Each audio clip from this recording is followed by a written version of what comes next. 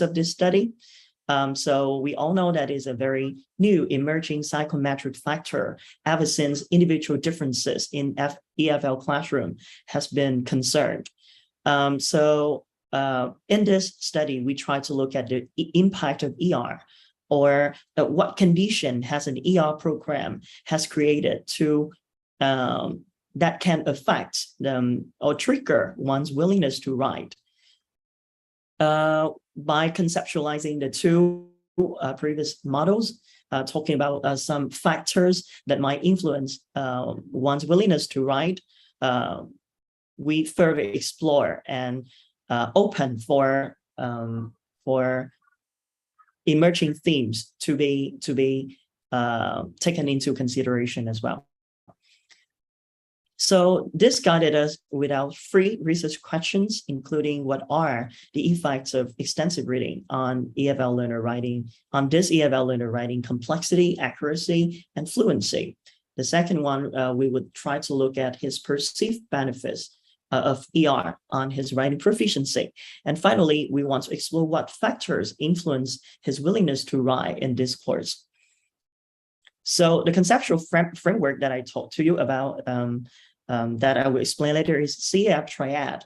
So the CEF triad is the original of it is from Skechen, and he tried to look at writing proficiency in terms of complexity, accuracy, and fluency. So these researchers believe that by looking at these three constructs, we can comprehensively understand student proficiency, writing proficiency, as well as figure out what have been missed that leads to their unimproved or less improvement than other peers.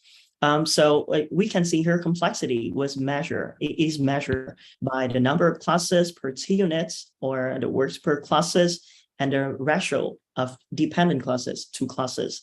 We also try to look at the accuracy in terms of the error-free classes and T units, and the fluency of student writing on the number of words, the number of T units, and the T unit length measured by the division of the above mentioned measures.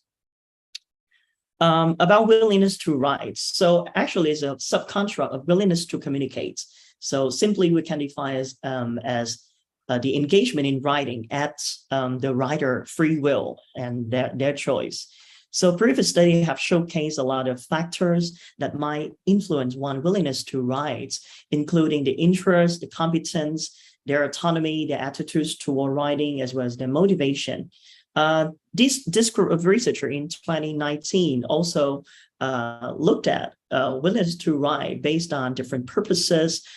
So, for example, the interlingual profession construct indicated that some people might write more because they want to use their writing to serve for their language learning and their professional development, something like that. So for the procedure and the material, this is a 9-week online course. So from week 1 to week 5, because they have no former experience with extensive reading in L2 in English. So I did suggest them some sources, but I let them choose freely. Most of the time they would read fables because it's short, and later it can contribute some more. But after the interview with Morris, he stated that I might feel less interested if I continue reading fables. And he stated some of his reasons. That's why from that time onwards, I decided to recommend him to try with novels, with fictions. But then he also asked whether I could read expository text or not. I said, for sure, you can, because so far I know that Morris, I'm well acknowledged that Morris read for information. He's an affluent reader. So I also allowed him, yes, you can try with informational books. And then later I will have an interview with him. And he will write logs after logs for everything that he read. But across that time, I didn't give him any feedback on his writing. I didn't give him any questions related to why did you write less frequently this week than as compared to the former weeks. I didn't ask him anything like that. All that I did with him on his blog and his reading and writing was some discussions about the content that he read. And sometimes when he didn't really get the message that the author might want to convey, he would ask me for reference as well. And we did that most of the time via Facebook Messenger. So for data collection analysis, I'll put it here. For the first research questions about the impact of ER on writing complexity, accuracy, and fluency, I tried to collect 51 reading logs over 9 weeks, rated with another rater using the CFA triad. And for the 2 other questions about the perceived benefits and the willingness to write, we'll use interview and frequent chat extracts. Okay, so now let's move on to the findings. Okay, so as can see here, while the complexity didn't show any marked progress, his accuracy and fluency did show some improvements, although I didn't use any t-test to measure this. But through descriptive statistic, we can see that at the very beginning, he only scored like 86% of the classes free of error. But at the end, he got a score up to 93% of the error-free classes for his writing. As well as for his fluency. When we look at it at the very first week, the average number of words that he wrote for a lot of logs, like 7 logs, he wrote up to 210 words with the average of 14.5 T units. But at the very end, he could wrote up to 482 words with the average of 27 T units. So we can clearly see that at the end of the intervention, he did wrote longer and compose more accurate text. So to explain this, at the very first point, I would try to explain why the writing fluency and accuracy increased, why the complexity stayed quite unchanged over the time. So Sketton, he explained, he tried to use the trade-off hypothesis to posit the interaction between different constructs in the CEF triad. So he said that because of human limited attentional span, so when we have to deal with some kind of writing task, there would be a negative correlation among the construct. That's explained why when Morris focused on composing more and more accurate, he would try to care less about the complexity of his writing. And also, I want to explain why I didn't give him any grammatical or vocabulary feedback, but he did write more accurately without any feedback. So this can be explained through Krashen's input hypothesis. When we get immersed into adequate, comprehensible, and compelling input, probably we will acquire the grammatical structures and the discourse rules naturally and automatically, as well as we can explain this by the flow condition by Csikszentmihalyi. Okay, right. And why he wrote longer with more fluency.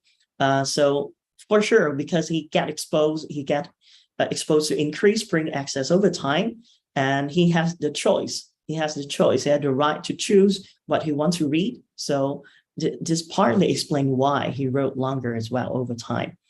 Next, I want to look at his perceptions towards his writing growth. So he did state that he, over his reading and writing process, he was able to recycle the works that he used, that he had learned or acquired from his reading into his writing.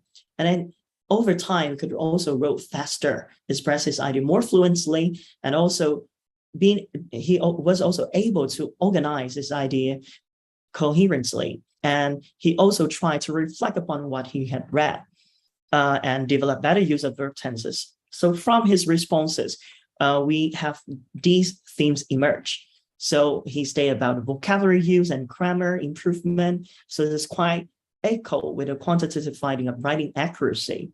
And he also stated about the writing speed and writing fluency.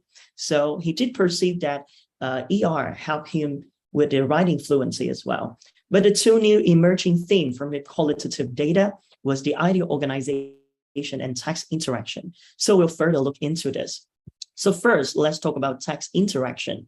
So he stated that when he read the text, he tried to practice reflecting on the text. He started to be more aware of where he could question the author and where he could associate his own lived experience and cultural elements into the reading that he read.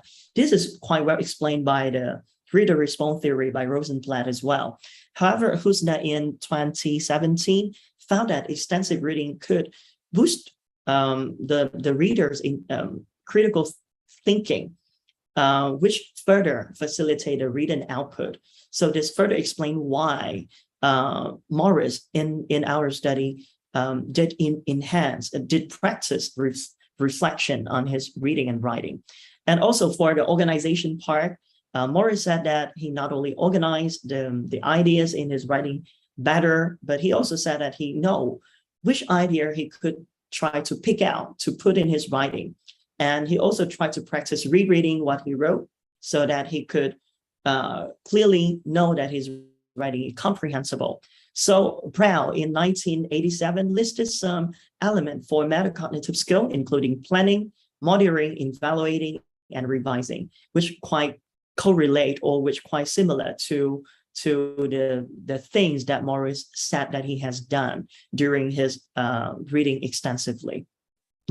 And finally, we try to look at the contributor or the factors in that the ER reading program, as well as the individual self of Morris has created that give him more willingness to write compared to his peers. So we found 5 emerging themes, including his habit of L1 reading and writing, his intrinsic learning motivation, his perceived writing growth, the reading materials in the course, and his subconscious writer identity. Okay. So for the habit of L1 reading and writing, Morris has already had the habit of reading and writing in Vietnamese. He said that whenever he read some information from the book that he felt interested in, he would try to note it down onto another notebook so that later he could read that again to easily recollect what he has read. So some researchers have found the predictive power of L1 reading habit on L2 learning performance.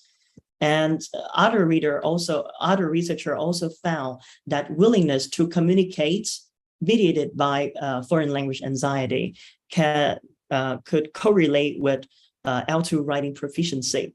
So for Morris, our case, he's an L1 reader and writer. So he has the reading habits with he experienced very low anxiety level because he already had a habit himself. That leads to his writing growth and enhanced willingness to communicate via his written texts. The second theme we found is his intrinsic learning motivation. So he set very clear goal, although it's not my requirement. He set very clear goal for his reading and writing practice during the week, showcasing his self-regulation, very high self-regulation towards his learning. He also maintained his writing habit over time, and he also tried to allocate time for his reading and writing over the week. So this finding echo one of the factor in the framework that we based on, that is about the relationship between motivational perceptions or motivation and writing incentives or willingness to write. Next, because Morris is very well perceived how much he has gained over time in terms of his writing in this program. Like I told you before about his vocabulary, his grammar, his fluency, his speed, his organization, and so on. So we try to explain this by looking at previous study. So this group researcher stated that learners' self-perceived proficiency, when you can perceive that you are growing, this can be correlated to your learning motivation and academic performance. This quite well explained why Morris found that he already a very intrinsically motivated learner, but when he found that he growing, he continued to be, his motivation could be maintained over time, consistently maintained over time, and which leads to his writing grow as well. The next one is reading materials, which is very related to our ER program. So as I mentioned, he tried fables, he experimented with novels and also informational texts. So with fables, he stated that those fables are short, but very relatable into his life. However, he found it very hard to infer the underlying moral lessons that the author might imply. But he did state that he feels satisfied when he recalled the works in the form of fable to understand the next one, as well as to use them to recycle them in his writing. And for novel and expository books, he said that these books are very rich in details and event and has very clear storyline, so which help him a lot to construct or to compose longer and more structured writing. So Lees and Su in 2009 has emphasized the choice of reading material was very crucial in producing incentive for writing with greater fluency as well. So previous study also explained why fables might yield or produce some kind of challenges for the writer, because fables are mostly comprise abstractness, and it can increase the cognitive load that one reader may have, so it can affect their summarization ability. However, for narrative and informational text, previous study found that they are very conducive to writing. So this can be a very good pedagogical implication if any teacher would love to transform reading to writing in their classroom. Finally, the final theme is subconscious writer identity. Because it's subconscious, so no interview data really reveal this kind of theme. But in our very last talk on Facebook, Murray said that, oh, it's the end of the program already. I should feel very bored if I stop writing. And I simply write for my own happiness. And he also said that he did imagine himself as a tour guide to narrate the story, the history, the culture of the Big Apple when writing a book about New York. So when I observed those responses of him online, I did ponder whether he has the writer identity or not. So I did go back to learn about writer identities. So Ivanek in 1998 identified writer identity consists of the autobiography self, the discursive self, and the self as author. And Lee also explained that when one can have multiple writer identity, this can somehow render very positive attitudes and confidence of the learner to deal with the writing task. Thus, they could invest more time in their writing practice as well. So when we go back to Morris, he did try to promote the reader's comprehension in his writing. Like, do you remember this character named this in this chapter or not? Or he tried to associate some moral lessons using similar Vietnamese expression. So he showcased his autobiography self, reflecting upon himself. And he tried to communicate and discuss the issue about give and take relationship when he read the fable, The Mice in the Castle. Okay. So that's the end for the finding. So in the end, there are some very interesting numbers in my study over the 9 weeks. He has read about 34 reading materials with, under 3 different genres and wrote up to 15,000 words through the 51 reading logs. So for teachers, the ER program with guidance for self-reflection of material without stressful assessment, task, and so on could probably lead to improved writing proficiency and willingness to write if they can select what they want to read. And narrative text and possibly informational text could be very conducive to writing because they have clear storyline and very clear events. The importance of target audience and community of readers should be taken into consideration as well. When students wrote, probably you can guide them that they should imagine that they have some kind of target audience so that writing could be more meaningful to them. And a community of reader could create a very potential and good environment for the student to really share what they have read together and probably share what they wrote so that they can boost up and enhance their extensive reading habit as well. And because it's an IELTS training course, so for an IELTS reading class, although we are talking a lot about extensive reading, but here I also suggest that because it's for test oriented, for strategy training, probably some teacher could use intensive reading. But for student enjoyment and fluency, extensive reading could be incorporated with some further discussion activities. And for further research, because the course is very limited in time, only 9 weeks, so we couldn't see any significant improvement in syntactic complexity. As I mentioned, the transactional relation between different constructs in the triad. So the suggestion would be, let's try to extend the intervention to see whether the longer period of time could lead to further improvement in syntactic complexity. And let's try to look at lexical complexity as well. Actually, we did, but because we didn't see any, so we didn't report. So maybe further research could try to look at the lexical complexity as well. And Morris is actually a very special case of a very highly motivated EFL learner, but still worth studying, because when we study him, we could really get to know a lot about the factors, the underlying factors that could lead to one's willingness to write, and then we can extract pedagogical implications from that. So further research could try to include or disparate, investigate a less motivated case, so that we can properly compare the differences between highly and lowly motivated learners and their willingness to write.